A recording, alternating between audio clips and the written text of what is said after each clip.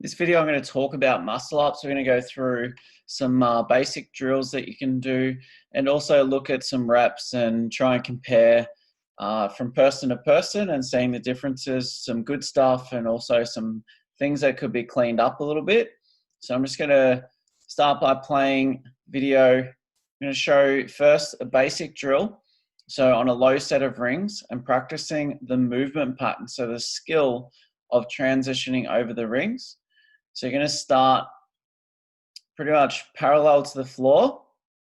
So you'll start at the bottom. And the further back you go, so the further back you walk your feet, the easier it becomes. And I guess the more your shoulders are under the rings or your head are under the rings, the harder it's going to become. So the further out you walk your feet. Zach's in a pretty good position. Like, it still requires a fair bit of strength to pull up and over the rings. We're not practicing the dip because the dip's the easy bit. It can be, if that's the weakness, you practice dips on its own. This is the movement pattern, the skill, which you need to drill in over and over and over again. So when you go up to the high rings, it's just automatic. It's going to happen because you've practiced the movement pattern over and over again without that extra load. So sort of like practicing your snatches really light. So when you go heavy, you can just switch off and go. So it's the same concept. And we want to follow the line of the chest. Okay, so that first one, he pulled and let the rings go out a little bit early. That one was much better. So he pulled higher. We're to think about pulling to the sternum and then following the line of your chest and then ending up turning the rings so they are next to your body. So we start like this. He's got a false grip, but you can practice with a false grip. It shortens that range of motion and gets your hands over. But if you go on normal grip, you still want to get your hands as high over the top of the rings as possible. The higher, the better, because it's going to help with the transition. If you just hold the rings in your knuckles, you're going to really struggle to transition the elbows up and over the rings. So you need to get as high a grip on those rings as possible. So he's pulling to the sternum, the rings turn out, and then he transitions over the top of the rings.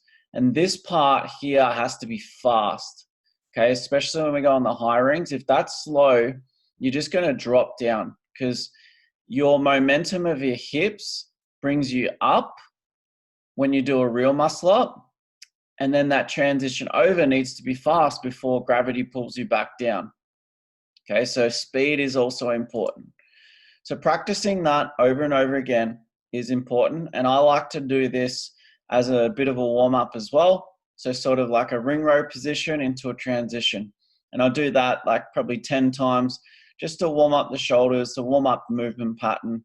It's a really good drill, even if you're good at muscle ups, just to incorporate and make it a warm-up and to just drill that technique without having to think about it with that extra load on the high rings. So that's a good basic drill to practice the skill of the transition. And then we're going to go into doing some kipping swings. So on the high rings, doing kipping swings. So we're opening up at the back and just getting a feel for that pop at the front. Okay, so this one, you want to be like on that front swing, pushing down on the rings and keeping that hollow body position and letting the feet come up. So just getting a practice for that. My backswing here isn't great. That's the beauty of video, because when I watch it, like ideally, you do see a lot of people with a bent knee. It is sort of like a broken chain. Ideally, I'd like to see this a bit straighter or straight, the backswing. And I can tell I'm a little bit tight through my shoulders because they don't really want to open. I didn't really warm up for this, but practicing this where you open up and then pushing down on the rings. So you come up nice and high in front and getting a feel for that as well, where you can generate that power from the backswing to get up this high on the front swing. Okay, so if you can't get up high you're going to really struggle when we go to our hips to rings. So after you've practiced the kipping swing where you're generating power, so you need to snap from a arch position or hollow position really fast, and that generates the power. If you do it slowly, you're not going to generate any power. If you do it fast, you're going to generate a lot of power. This does look a little bit messy, but the idea behind this is to see whether you can actually extend your hips at the rings and actually make contact with the rings at the top. So as you go through, so your knees come up, see how my knees and feet are up high, and then I extend my hips and my feet come down.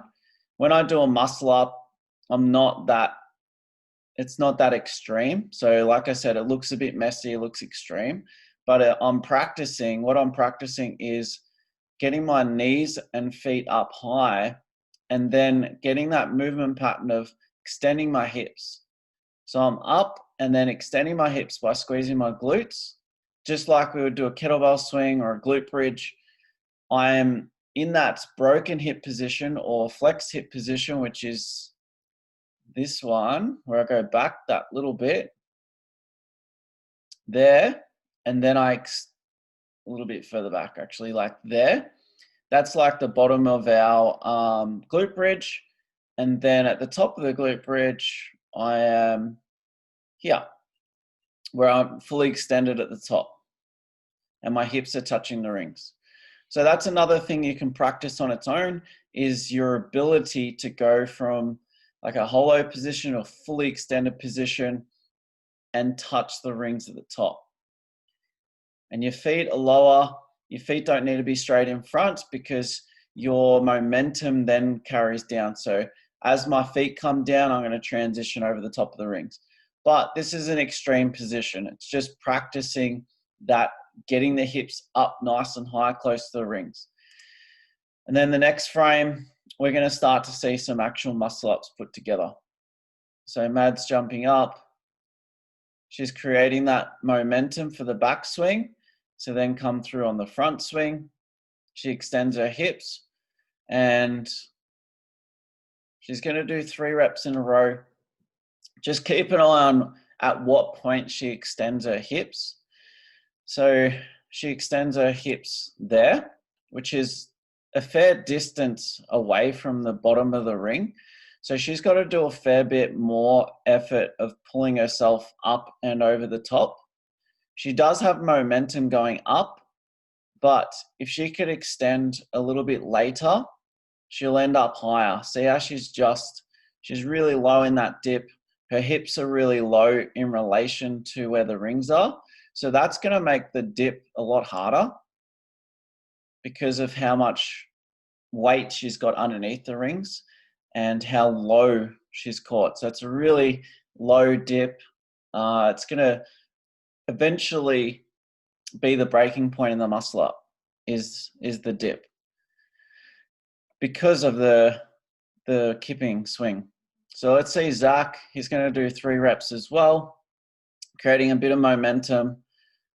He extends his hips a little bit higher. I'll slow it down at the point where he does hit full extension. So he hits full extension there. So it's a fair bit. Mads was probably like down here. Zach's is higher. And you can tell he's got that little bit more power in the hips too, where he's just going to be floating up and over the rings. So we'll see. He ends up transitioning much higher and then lets himself sort of drop down. So his hips are higher in relation to the rings. Mads' hips were down here, and he's in this like more of a tucked position, which is going to not have as much weight underneath the rings.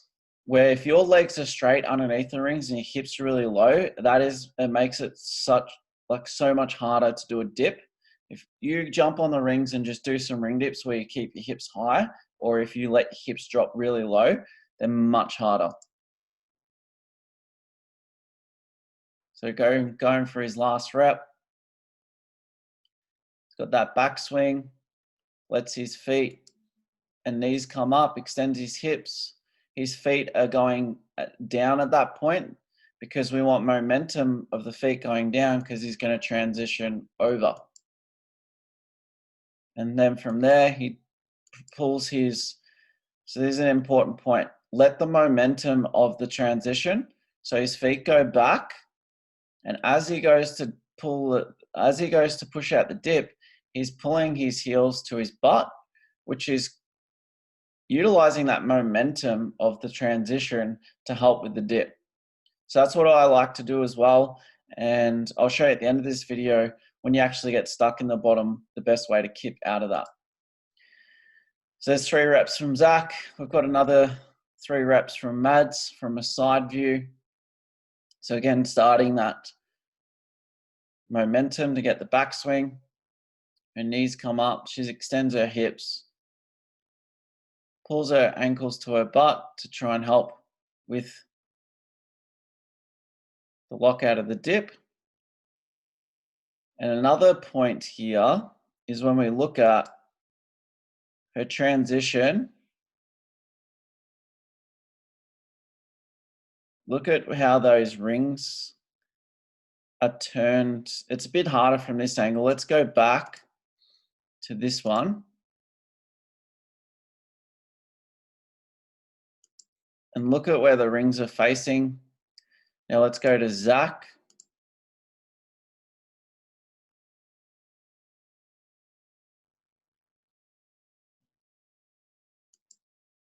Zach keeps the rings in much tighter and they're facing more out to the sides rather than front on. So this is a stronger position in the bottom of the dip as well.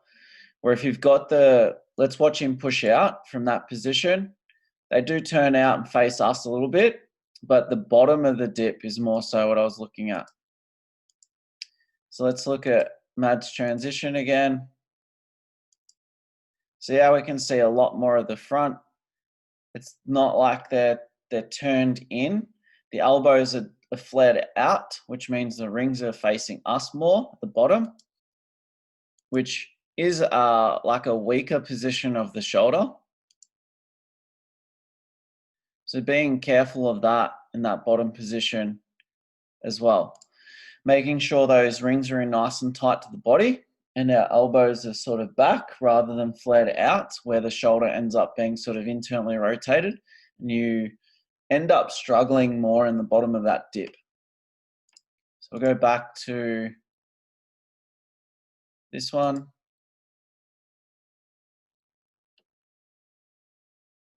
So it's not that bad. I'm like literally picking just that little bit, but I know as fatigue will come in, that will get worse and worse and the rings will face forward even more and more.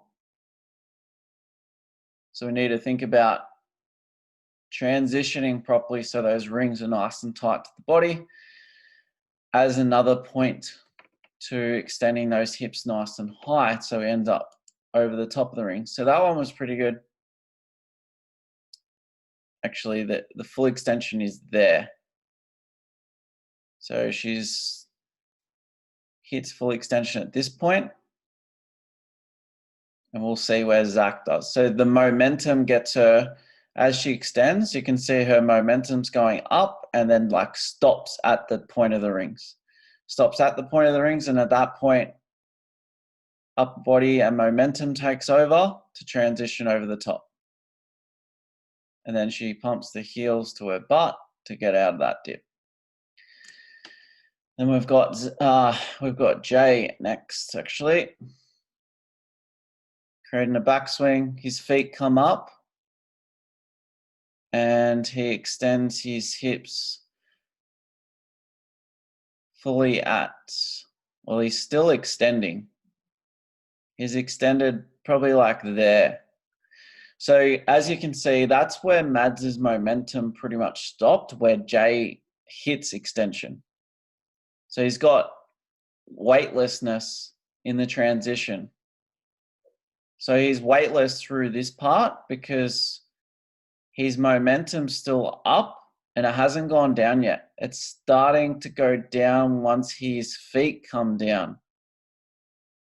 Okay, so he's got over the top of the rings And you can see he's in a much higher position over the top of the rings, where when Mads was extending her hips late and much lower, at the point where she needed to transition, she's got all her body weight there through the transition, where Jay was weightless through the transition. And then he pushes out the dip. Let's watch again. So he's got a good backswing, brings the knees up, extends the hips nice and high. Again, transitioning with pretty much no body weight, using the momentum of his hips and the power from his hips to transition over the top. And it's a really fast head over, letting his feet come back through and seeing that tuck position. See how high his hips are in relation to the rings? They're literally just under his knuckles, where they're not down here. If they're down here, like he's literally just transitioned. Look how high his hips are. He's transitioned for the dip with his hips nearly at the bottom of the rings. Let's go back to Mads. Look how low her hips are in relation to the bottom of the rings if you compare her and Jay. And Jay's in like a tucked position here. So in this transition, he's like in a tucked position. So this dip is so much harder. She's got so much more body weight underneath the rings, where Jay's got all his body weight up there before he's even started the dip. Okay, so he's in this position at the bottom of the dip. So he's got a lot more